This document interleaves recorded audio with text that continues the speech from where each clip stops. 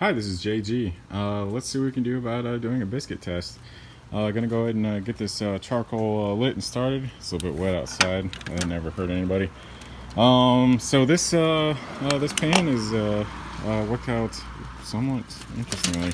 Just want to say that through the burn-in the other day, quite a bit of tar built up on it. I believe that to be mostly due to the fairly inefficient burn of the charcoal after I first lit it. With a single point flame, as far as away as it was, it really took a lot for the burn and the charcoal to light everything else around it. So there's a lot of smoldering. So what I did earlier today was I had a lot of lumber, cut it up into approximately 5-6 inch pieces. For two main reasons. I want to get the starter as close as I could to the top of the grate itself. Trying to cause the flame to fan out a little bit. I feel like that would be a little bit easier trying to get it started. But we'll see what happens. I think maybe at some point I might have to follow through with what Trendkill did on his. He actually welded a small little basket up at the top that you could fit a starter in and light it. I thought that was pretty ingenious. Worst case, might actually invest in an adapter for the 1.5 inch ball valve and use my party cue to get things going. But let's go ahead and start it up, see where we're at. We're still coming up to temperature here. Just wanted to talk about two quick things. I got my casters in earlier today. Just want to say that these are absolutely amazing. Each one is locking. They're ball bearing and 5 inches in diameter. Made a world of difference in maneuvering this behemoth. I believe I mentioned it in the last video, but this thing weighs about 330 pounds. So everything from being able to move this around to the ability to push it over this concrete, it makes an absolute difference. The second is when lighting this thing, I noticed that you almost have to run it kind of like a stick burner. I tried lighting the coals and then leaving it open for about 15-20 minutes trying to get up to temperature. What I noticed is as soon as I opened up the firebox to get a little bit more airflow, the temperature really started climbing. So in future smoke sessions, I will be lighting the fire, keeping the top lid open for about 15 to 30 minutes, closing it off, and then leaving the fire chamber open until I start to approach my interior ambient temperature. Finally, time to throw some biscuits on. For those of you that are not familiar with the biscuit test, what we'll be doing is placing biscuits on each of these racks. We'll be placing them on various different areas, and essentially the different rate that they cook at ultimately determines whether or not you have hot spots across everything. So what I'm expecting is that the right side of the smoker will be hotter than the left. That's purely due to my last video where I discussed the firebox being such thin metal. I believe there to be a lot of radiant heat coming off of it, and essentially everything is flowing up along the right and coming back over to the exhaust. So what we witnessed in the last video was approximately a 20 to 18 degree gradient from right to left. I was test fitting one of the smaller pans I have. I'll be using this as a water pan.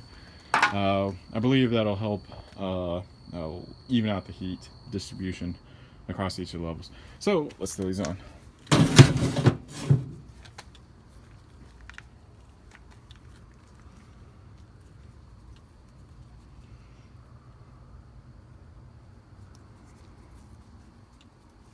See if we can't get a few more. I'm gonna do 5 on the top. I got my probe in the center on the second one.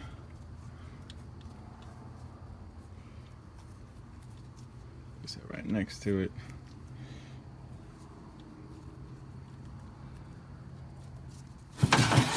And then the bottom. Yeah, we definitely have a few more. I'll throw some extras on each of these.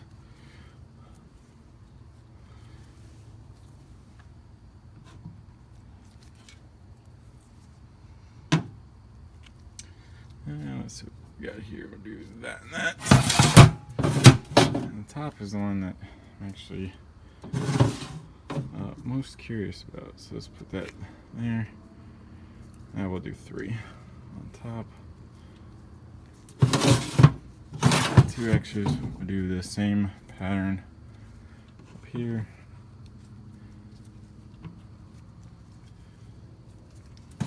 Alright.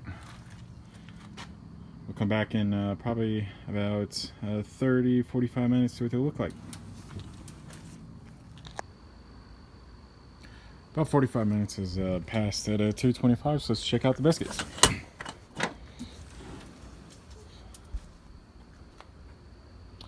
Oh, fogging up the lens a little bit. See if we can't get that cleaned up. And looking pretty good. So, let's check out the right. Actually pretty solid. Pretty solid. So looking at the bottom here, although we were looking at a 25-degree difference, or I'm sorry, 18 to 20-degree difference. Oh yeah, these are a little undone on the left. Ones on the right are done. Imagine that. We're gonna see the same thing up here. Yep, right are done. Left are still gooey. Center, not so much. I think that definitely confirms what we were looking at with the temperature the other day. You can definitely expect a about an 18 to 20 degree difference on the right hand side as compared to the left. But as far as doneness in the centers, they really don't look any different. There's a noticeable difference in the left as compared to the right, but the centers are all essentially the same from top to bottom. Alright, well, that concludes this. Once again, thank you for watching. Alright, I lied to you. I got one last comment. After taking the biscuits back inside, I noticed that the bottom ones were definitely more done on the bottom of the biscuit than the top. So it definitely leads me to believe that even though we have a right to left gradient, we also have a very distinct difference from bottom to top. Looking at it, and based on what we saw yesterday, I believe there to be about a 25-degree difference from the bottom grate to the top grate, as well as from right to left. So I believe you're looking at potentially probably about a 30-35 degree temperature difference from the bottom right to the top left. But I will attempt to confirm that the next smoke session. Thanks for watching.